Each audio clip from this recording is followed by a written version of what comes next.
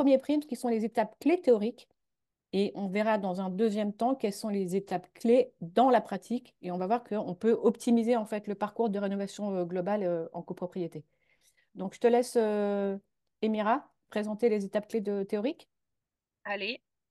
Alors, sur les étapes clés théoriques, donc on le sait que la copropriété, un projet de rénovation globale en copropriété, c'est le temps long. On sait que c'est des projets qui prennent beaucoup de temps et qui nécessitent d'être bien qualifiés. Donc, je dirais que la première étape, elle vous appartient à vous et au conseil syndical.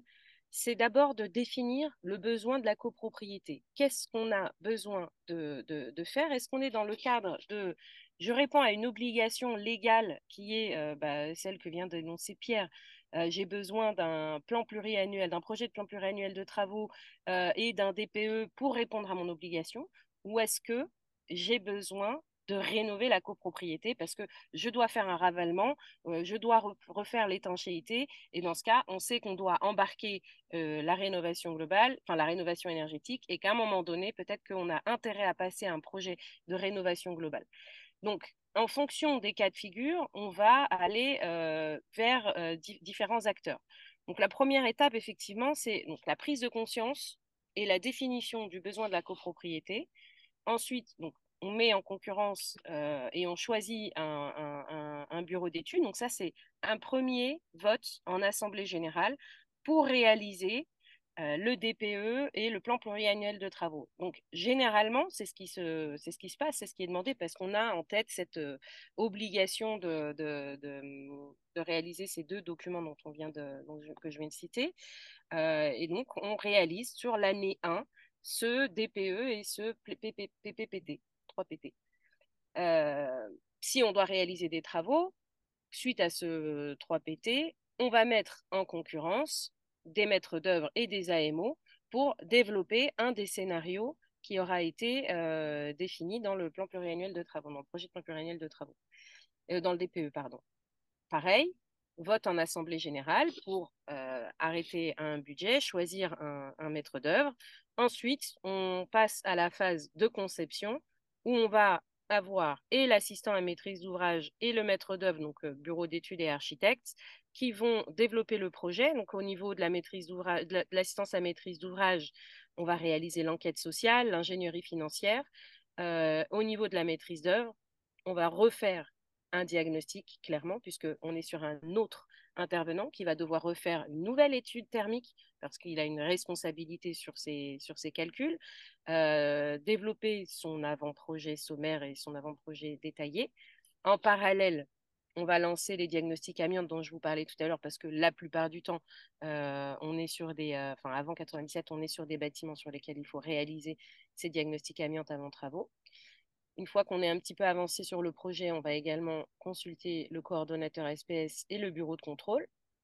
On présente en réunion intermédiaire en fonction de la taille de la copropriété au conseil syndical ou à une commission travaux ou énergie.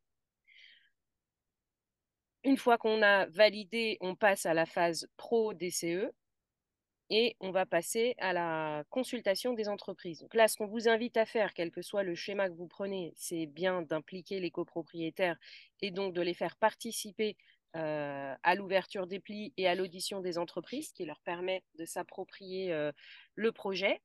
En parallèle, on réalise les plans de financement avec l'assistant à maîtrise d'ouvrage et on fait l'analyse des offres. Pendant ce temps-là, évidemment, les entreprises viennent sur site pour réaliser leur devis. Il faut l'intégrer de manière systématique au règlement de consultation. C'est indispensable. Les deux projets de rénovation ne sont pas identiques. Une fois qu'on a arrêté les montants, qu'on a les plans de financement, on passe une nouvelle fois en assemblée générale pour faire voter les travaux. Faire voter les travaux avec la mission, si elle n'est pas déjà votée, de travaux de l'AMO et de la maîtrise d'œuvre. Puisque une fois que la conception est terminée, vous ne restez pas seul vis-à-vis des travaux. Il vous faut votre maîtrise d'œuvre et votre AMO pour continuer à vous accompagner. De votre côté, en tant que syndic, vous aurez la nécessité de faire une ouverture de compte travaux dédiés avec la gestion des appels de fonds. Vous aurez également une dommage ouvrage à missionner.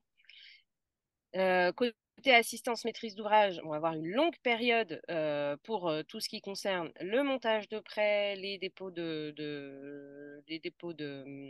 demandes de financement. Pendant ce temps-là, en temps masqué, on dépose la déclaration préalable en fonction du montant qu'on a et puis de la rapidité de l'attribution du prêt. On va commencer la période de préparation de chantier. On va commencer à recenser tous les éléments privatifs, par exemple en copropriété. Est-ce que si on a dans le cadre du projet, les remplacements des menuiseries extérieures, par exemple, bon, de toute façon, il faut que la maîtrise d'œuvre rentre dans chacun des logements pour vérifier les spécificités dans chacun des appartements et puis pour réexpliquer aussi individuellement aux copropriétaires et leur permettre aussi de s'exprimer, puisqu'on le sait, tout le monde ne s'exprime pas en assemblée générale. Une fois que la période de préparation de chantier est terminée, on lance les travaux, donc le suivi et la réalisation des travaux, auxquels on vous invite également à participer. Alors, peut-être pas à toutes les réunions de chantier, puisque les réunions de chantier hebdomadaires, mais à venir de temps en temps en réunion de chantier et pourquoi pas aussi un membre de la commission de travaux qui aura été défini. Une fois les travaux terminés, on a une phase d'opération préalable à la réception, puis une phase de réception de travaux, et enfin, on peut célébrer la fin des travaux. L'année suivante, enfin la fin des travaux, on va récupérer donc les aides, et là encore une fois, on a l'assistant à maîtrise d'ouvrage qui va aider à récupérer donc, toutes ces aides, et là on a un gros travail de coordination dont l'AMO se charge. Donc, on vous a mis un petit signe là, encadré en rouge où on a les points en fait de vigilance, notamment dans la perte d'information, le passage de relais et le risque de perte d'information, puisque dans ce schéma-là, on voit qu'on a déjà de nombreux acteurs dans le projet et il y a un gros risque entre le DPE et le passage à la maîtrise d'œuvre. Donc, déjà, il y a une perte de temps et d'informations, puisqu'on va devoir refaire ce qui a été fait en partie par le diagnostiqueur immobilier dans le cadre du DPE et du projet de plan pluriannuel de travaux. On en reparlera un peu plus tard dans le point de vigilance. Mais ça, c'est, je dirais, le parcours classico-classique, celui qui est un peu défini par la réglementation. On commence par le DPE, le plan pluriannuel de travaux, et puis on enchaîne avec une phase de conception, puis une phase de travaux. On a, Maintenant, voilà, vas-y. voilà. Alors, oui, parce que concrètement, ces zones en fait de perte d'informations, ce sont aussi et surtout des zones à risque pour le projet. Ça veut dire que c'est le moment où globalement, à chacune de ces étapes qui sont assez clés, c'est là où tout peut exploser. Et c'est là où souvent les projets sont tués, alors soit dans l'œuf, soit un petit peu plus tard. Ce qu'il faut voir aussi, c'est qu'avec, en effet, ce cheminement, euh, vous avez des copropriétaires. On est tous dans une société un peu de l'instantané. Ça veut dire que quand on veut quelque chose, pardon, on le veut quasiment maintenant. Et quelque part, entamer un projet sur 4 ans à 5 ans pour du grand public, c'est quelque part, nous, évidemment, ça nous parle parce qu'on est, entre guillemets, du métier. Par contre, pour un copropriétaire lambda, ça ne lui parle pas du tout. Et clairement, ça rajoute, et plus on passe de temps, plus le risque de rupture est quand même très, très grand. D'où, quelque part, des pratiques qu'on va voir évoluer, et avec notamment, entre guillemets, on peut se dire les choses, hein, des opérations commando pour comment vraiment, optimiser la rénovation, rassurer le copropriétaire et quelque part réellement fluidifier, pardon, hein, mais se mettre à plusieurs pour proposer aux copropriétaires, au syndic, un process sans couture. Et donc, Elvira, à toi. c'est ce process sans couture, c'est les étapes clés. En fait, l'idée, c'est de pouvoir optimiser ce parcours de rénovation énergétique en copro qui permet de gagner quand même pas mal de temps. Pas mal de temps parce que finalement, au lieu de partir par lancer des consultations pour faire les études, lancer, pour faire les diagnostics, lancer des consultations pour faire les études, lancer des consultations pour différents intervenants, et à chaque fois, pouf, on perd une partie des informations parce que la nature humaine est faite aussi ainsi. À certains moments, ça ne s'abrite pas bien. Ça commence, puis petit à petit, quand on déroule le programme, le projet, et ben, plus le temps passe, plus quelque part ces petits achoppements, ça crée des tensions, et puis à un moment, pouf, ça explose. Donc c'est pour ça que ce procédé-là, quelque part, cette pratique-là, c'est, attendez, dès le début, en fait, on va étudier le besoin, et quelque part, on missionne une maîtrise d'œuvre, et globalement, pardon, on choisit un attelage, on choisit une équipe pluridisciplinaire. Des personnes qui se connaissent, des personnes qui ont pris l'habitude de travailler ensemble, qui savent travailler ensemble, et quelque part, qui vont construire avec le syndic, avec les copropriétaires, le projet. Et en faisant attention, parce que, alors maintenant, c'est plus le cas, mais à une époque, on a eu toujours une grosse différence entre, comment dire, le projet technique et le montage des financements qui était, voilà, donc à certains moments, évidemment, quand on arrivait en Assemblée générale, l'écart faisait qu'on allait droit dans le mur en klaxonnant. Et donc, et ce modèle-là, sur les optimisé, il était éprouvé aujourd'hui, comment il se déploie de façon concrète? Alors, il a Ou c'est été quelque chose, testé, oui. Vas-y, il a, Pierre, vas-y. il a été Vas-y, testé vas-y. sur Oui. quelques opérations. Il y a eu un grand appel à programme là cette année, et concrètement, ça a poussé beaucoup de consortiums qui ne sont peut-être pas rentrés dans le programme, mais qui, globalement, ont pris la décision de diffuser ce type d'offre. Globalement, c'est une offre d'ensemblier de rénovation énergétique pour la copropriété. Alors, évidemment, en ne dérogeant pas, je dirais, Obligations réglementaires, aux etc. obligations réglementaires de mise en concurrence, parce que, voilà, entre une Ok, équipe pluridisciplinaire et du grand copinage, voilà, il y a de la loi, et la loi doit être respectée. d'accord. Donc, ce qu'il faut retenir, c'est qu'il y a un modèle théorique, un parcours théorique, mais qu'on est en train aujourd'hui progressivement de faire évoluer ce modèle-là pour pouvoir gagner du temps à travers des ensembliers, etc. C'est bien ça, Oui, hein. puis rajouter de la confiance et proposer aux copropriétaires, quelque part, au lieu d'un projet sur 4 ans à 5 4 ans, ans, c'est 3 ans. Ouais. voilà, 3 ans max. Oui. Ce qui est quand même Alors, pas mal.